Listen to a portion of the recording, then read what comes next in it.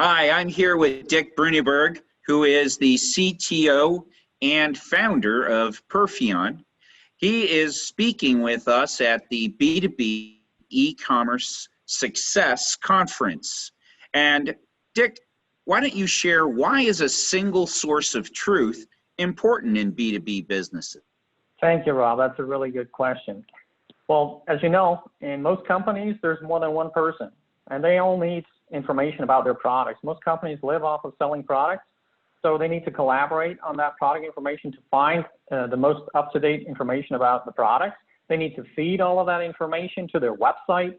They need to print catalogs, data sheets, price tags, any kind of information where they need product information in order to sell their products. And if their customers can't find that information in the web shop, for example, well, then they will go somewhere else to buy those products. So it's very important to get as much and all the information that the customer needs in order to make their buying decision.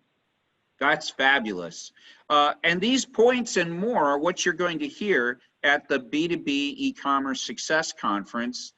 Dick and I both hope you are there. You're going to learn a lot. It will be June 24th from 11 to 3 p.m. Eastern Time, 10 to 2 Central Time. Thanks a lot, Dick. Thank you, Rob.